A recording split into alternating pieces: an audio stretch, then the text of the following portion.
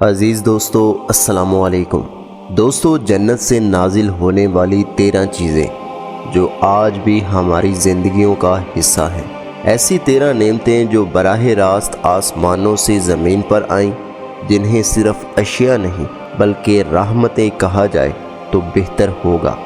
یہ کوئی عام چیزیں نہیں بلکہ ان میں چھپی ہے حکمت، شفا اور رب کی خاص عنایت۔ نمبر 1، حجر اسود جنت کے پتھروں میں سے ایک پتھر ہے۔ حضرت عبداللہ بن عباس کہتے ہیں کہ رسول اللہ صلی اللہ علیہ وآلہ وسلم نے فرمایا، حجر اسود جنت سے اترا ہوا پتھر ہے جو کہ دودھ سے زیادہ سفید تھا، لیکن لوگوں کے گناہوں نے اسے سیاہ کر دیا۔ نمبر 2، عجوا کھجور جنت کا پھل ہے۔ نمبر 3، مقام ابراہیم جنت کا پتھر ہے۔ نمبر 4، زیتون جنت کا درخت ہے۔ حضرت رافع بن عمر کہتے ہیں کہ رسول اللہ صلی اللہ علیہ وآلہ وسلم نے فرمایا، عجوا کھجور اور چٹان یعنی مقام ابراہیم اور درخت یعنی زیتون جنت میں سے ہیں۔ نمبر 5، رسول اکرم صلی اللہ علیہ وآلہ وسلم کے حجرہ مبارک اور منبر شریف کی درمیانی جگہ جنت کا ٹکڑا ہے۔ حضرت ابو ہریرہ سے روایت ہے کہ نبی کریم صلی اللہ علیہ وآلہ وسلم نے فرمایا، میرے حجرے اور منبر کے درمیان والی جگہ جنت کے باغوں میں سے ایک باغ ہے اور میرا منبر میرے حوض پر واقع ہے۔ نمبر 6، مہندی جنت کی خوشبوؤں میں سے ایک خوشبو ہے۔ حضرت عبداللہ بن عمر کہتے ہیں کہ نبی کریم صلی اللہ علیہ وآلہ وسلم نے فرمایا، اہل جنت کے لیے خوشبوؤں کی سردار مہندی کی خوشبو ہے۔ نمبر 7، بکری جنت کے جانوروں میں سے ایک جانور ہے۔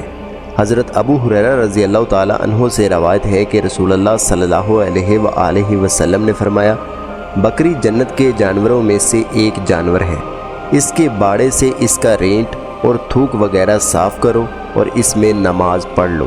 نمبر 8، وادی بطحان جنت کی وادیوں میں سے ایک وادی ہے۔ حضرت عائشہ رضی اللہ تعالی عنہا سے روایت ہے کہ رسول اللہ صلی اللہ علیہ وآلہ وسلم نے فرمایا، بطحان جنت کے تالابوں میں سے ایک تالاب ہے۔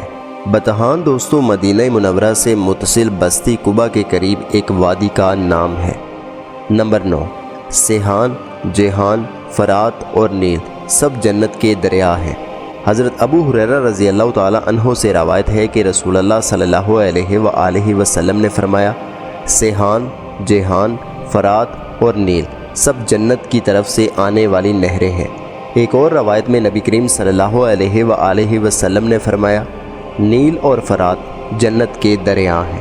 جب حضرت آدم علیہ السلام اور حضرت حوا علیہ السلام کو جنت سے زمین پر اتارا گیا تو اللہ تعالیٰ نے انہیں لباس عطا فرمایا جو جنتی لباس تھا۔ نمبر 11، حضرت آدم علیہ السلام خود پہلے انسان اور نبی حضرت آدم علیہ السلام کو اللہ تعالیٰ نے جنت میں پیدا فرمایا پھر زمین پر بھیجا۔